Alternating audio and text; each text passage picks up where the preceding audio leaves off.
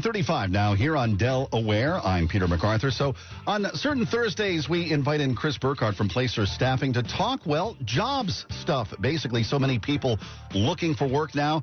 That's battle continues for some now for a number of months. And so Chris lends some insight in terms of securing your next position, hopefully. And Chris, first of all, a good morning to you, sir.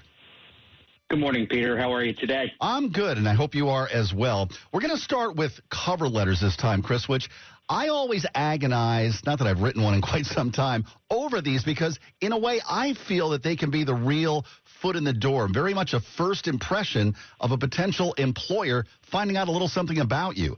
Is that overstated, or how do you look at cover letters? Peter, where you are in that topic is where I find a lot of people are. It's often debated about the role of the cover letter in the job search today. Yeah. Are they necessary? Are they appropriate? I can tell you this, none of us like to prepare them. Just to be clear, so everybody knows what we're talking about, this is that letter that accompanies your resume.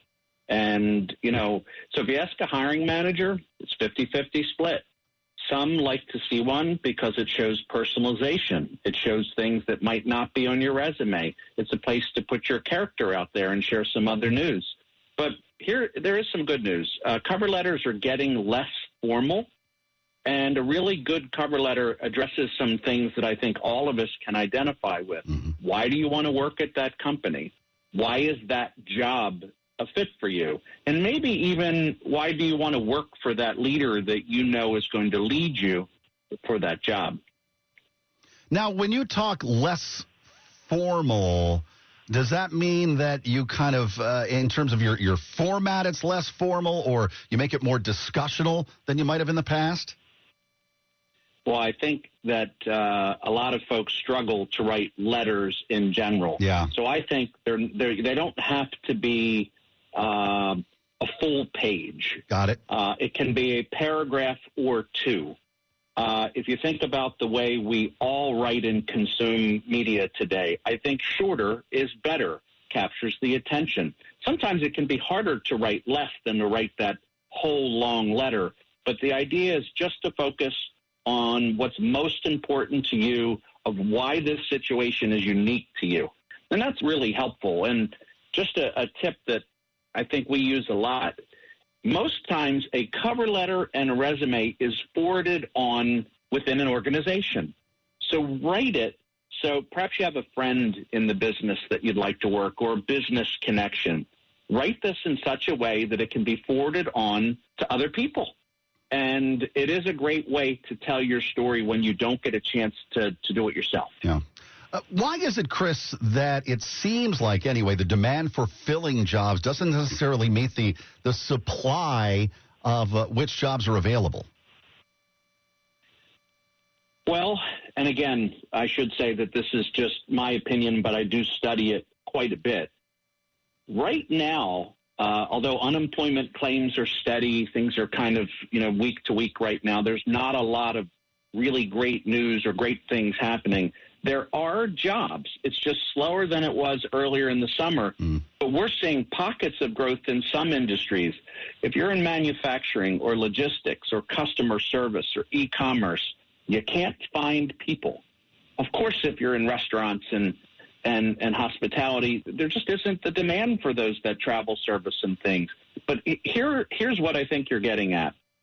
We see a lower labor rate participation right now. So what do I mean? Less folks that could work are working. Yeah. We have 8+% unemployment. But how many can go to work right now?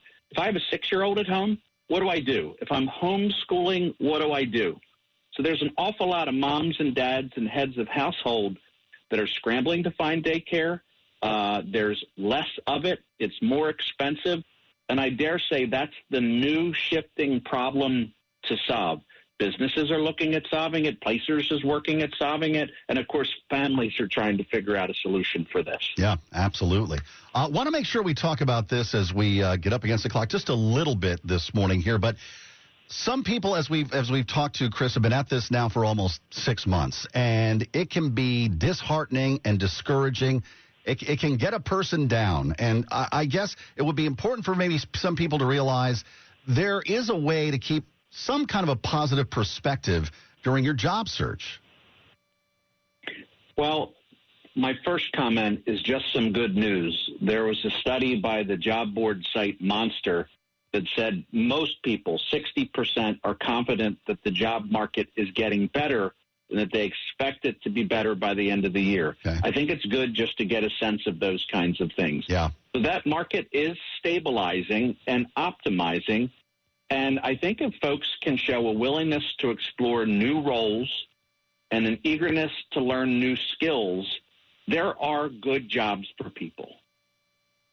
We need to open our minds in that job search. I mean, we can't pigeonhole ourselves to where we're coming from, can we? We need to kind of look at ourselves in a new way with new potential and new opportunities. That's a really important part of it.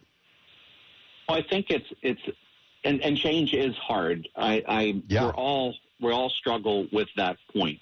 But I think we need to understand we all need or want a career, and the career we were in may simply not be there right now.